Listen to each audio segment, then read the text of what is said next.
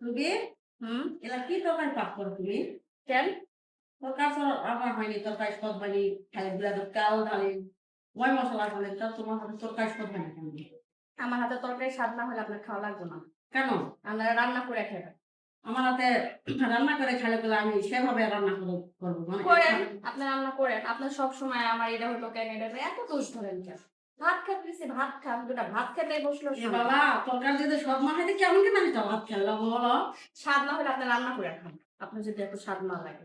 তুমি তোমার বাসাত রাখা হচ্ছে কি জন্যে? না বলো? আমি কি খালি রান্না করে করে খাবো?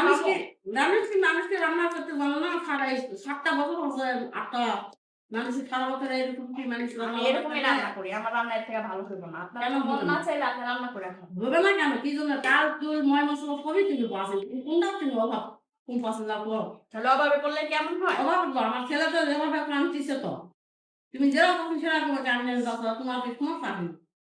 হবে না কেন? না হলো তরকারিটা এত মজা হয়েছে। তোমার কাছে মজা লাগে, আমার কাছে মজা লাগতে নেই। আপনার কাছে মজা লাগতেছে না, সেটা আপনার ব্যাপার। আমার কাছে তো মজা লাগে।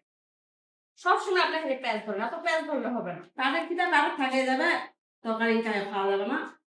আপনি ছেলে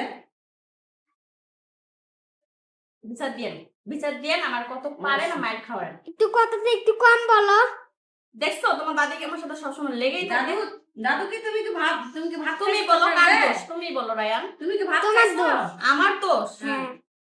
তুমি ভাতেই আর খাবো না। আমার যেহেতু দোষ, তোমার বাবারে বললো আমার কি করবে করতে, ঠিক আছে? যেহেতু আমারই দোষ, আমার রান্না মজা হয় না, আমার ঘর ঝাড়ু হয় না, আমার এই সমস্যা, আমার ওই সমস্যা, কি করতে বলবা সেটা বললো।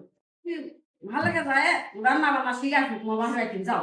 শুনেন, কথায় কথা এত বাপের বাড়ি করবেন। অবশ্যই ভালো লাগে, তোমার রান্না বান্না তোমার বাপ মা শিখানি? আমার বাপ মার কাছে, আমার বাপ মার গোয়া ছিল 5-10টা, এরকম না। তোমার মা কি ওই গুয়া দিয়ে রান্না করেছে নাকি? হ্যাঁ, তাকে দিয়ে রান্না করে, এই জন্য তো রান্না করি। তাহলে মায়েরা যেভাবে, তার ছেলে মেয়ের ওইভাবে, তাহলে তো তার ওই হাতে সত্যের কেমন লাগে। ভাতেই খাবো না, এদের সাথে কথা বলাই আমার ভুল। তো না খেলে এখন ভালো লাগে না, শাশুড়ি ভালো লাগে না। তরকারি ভালো খাওয়া যায় না, কি কথাবার্তা! গরম তরকারি একদম ঝাল হয়নি, ঝাল হয়নি, লবণ হয়নি, তেল হয়নি, কি পানি।